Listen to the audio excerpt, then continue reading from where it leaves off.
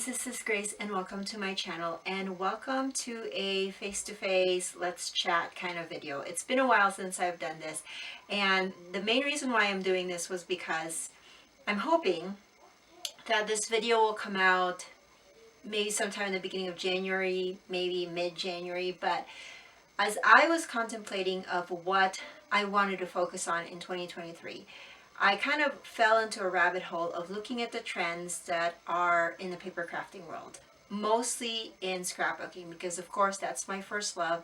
I do cards, I also do mini albums, and I do altered items, but really my first love when it comes to paper crafting is scrapbooking. So I kind of went into a rabbit hole and did some research, watched some videos, also read some blogs.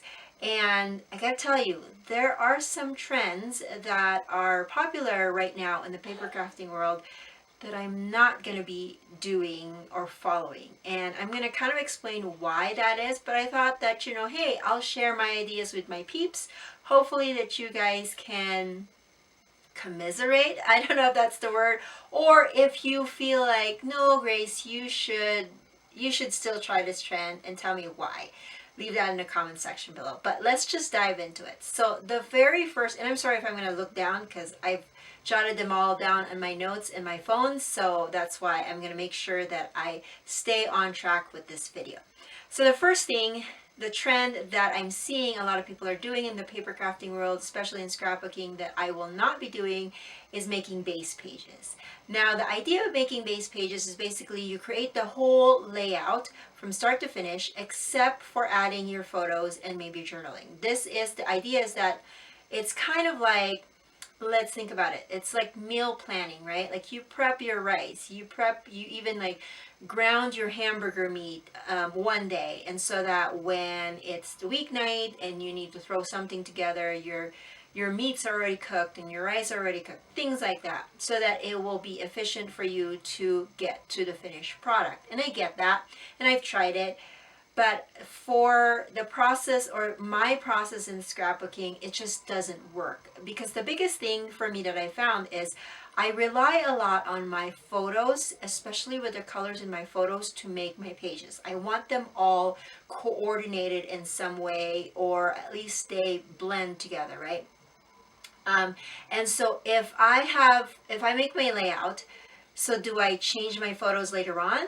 Or if I have a photo in mind, do I make the layouts with just looking at my camera or looking at where I've stored the pictures and then go from there? It's just, I feel like I'm doing two different things and trying to mesh them at the end, and it just doesn't work. Another thing that I found is I make base pages, and what if the orientation of where I want my photos to be is not there? So that is another reason why base pages for me does not work. I've tried it many times before, and I end up just giving these pages without photos, without journaling. I give them to like my sisters or my family members because I just don't end up using it. So that is trend number one that I'm not going to do. Okay, let's go on to trend number two, hand stitching. I have seen people do it. I admire people that do it, and it does really create this really great texture and just really beautiful work on your pages. The problem is, this girl have no time for that. Hand stitching for me it's a labor of love that I don't have time for, and it's just, as far as being efficient and knowing the most important things that I need to put in a scrapbooking page, hand stitching is just not going to be on there. Now, don't get me wrong, I've done it before. I think it's great. I just don't have time for that tedious work. So that's another thing. Number three, traveler's notebook or project life. Now, I've seen this in like memory planner, something like that. I've seen these and I think they're amazing. I've seen process videos of those. I think it's great. The only thing that I have about that is I know I've been scrapbooking for about 19 years now. So I've kind of know what my, like what I like, what I don't like, how I scrapbook, all those things. So for me, I have deduced that I am a type of scrapbooker that's more focused on events. Now, don't get me wrong, everyday memories are also important, especially because we have seasons in our lives. But for me, it's mostly because there is an event.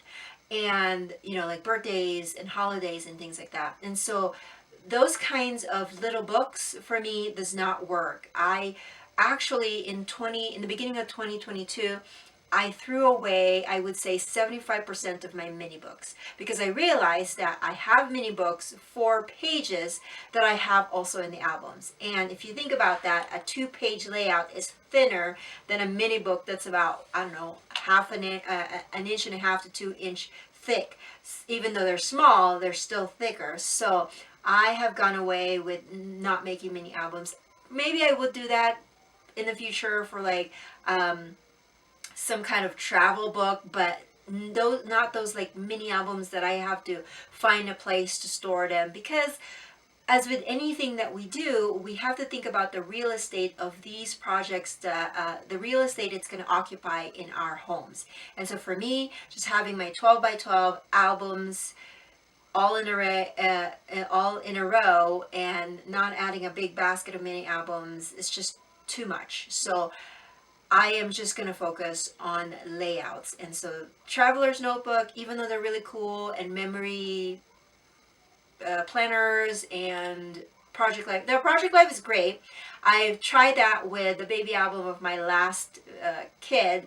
The only thing that I have that is I feel like the sheet protectors was stifling for me. Like I want to be able to cut a paper the way I want to, or pictures, and not having to be relegated to a specific size of a sheet protector, because that is the pockets that I'm working with, if that makes any sense. So again, that's a trend that unfortunately is not going to work for this type of scrapbooker.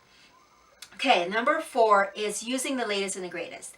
There's nothing wrong with wanting the newest thing out there. We all have seasons in our paper crafting. I had a season like that where I had wanted to purchase everything that I see. Back then we had a lot of like conferences or like expo shows that we go to, that we see all these latest and greatest, and I applaud all of those paper crafting companies that are still there and are still creating products for us. But in the season of my paper crafting, the latest and the greatest doesn't really excite me anymore. What actually excites me more is finding multiple ways of using the stuff that I already have. That's my season. But maybe for others, it's still, you guys are still in the season of like collecting stuff, and that's okay. But for me, that doesn't really inspire me. I feel like I have seen a cycle of like color palettes as far as Christmas collections are concerned, right? Like I've seen the true red and green, and then we see pinks added in there, light greens, and then whites, and it's like I feel like I've gone through all of those cycles and I'm good. Like I don't need to have the latest and the greatest. Now maybe like I can buy a collection that's maybe 2-3 years old, and that's okay with me. But buying them just because it came out like in the spring or in the fall of 2022, like, yeah, that doesn't excite me anymore. Okay, so we are on number 5. And this one, I'm not sure if it's still a trend, but I did see a few people that are still doing this, is creating mixed media background. I've tried it. I really did. Like maybe 3-4 years ago, you know that idea where you put gesso on your paper and you splatter and you do all these alcohol inks and stuff like that, and it's cool and it's very artsy, but I just don't like it. I think it's because I'm not artsy when it comes to my scrapbooking. I feel like painting, doing those kinds of artsy techniques is for a different hobby or a different medium.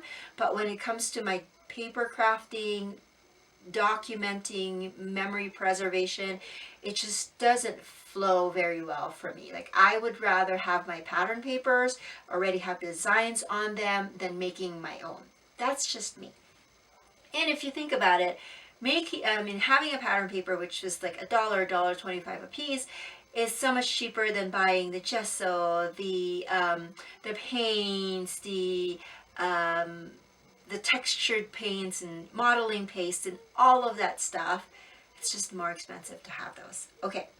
And then number 6, and this is my last one, is I will not go heavy on the foam adhesive. Now, I've seen people where they layer the foam adhesive to, have these like different layers on your pages, and it's great for dimension, and it's great because you can see the differences in the different layers.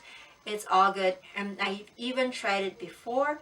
But the problem that I'm finding with this is that when I go ahead and put them in my sheet protectors, they bow, like my pages bow because they're not flat, right?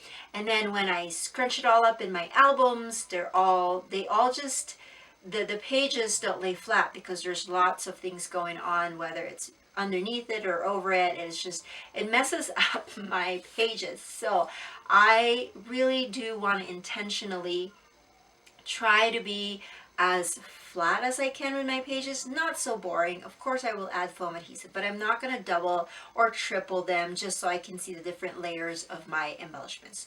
So that is the trends that I'm seeing in the scrapbooking world that I will not be doing in 2023. I am curious what would be the things that you have seen that are trending that you will not do, or if I have mentioned any trends that you think, Grace, you might want to try it again or try it in this fashion. Let me know in the comment section below. Thank you so much for watching my videos. If this is your first time, I'm Grace. I do create some scrapbooking pages here in this YouTube channel, as well as card videos. If you like that, please consider giving it this a thumbs up and also subscribing. And I will catch you guys in the next video. Bye now.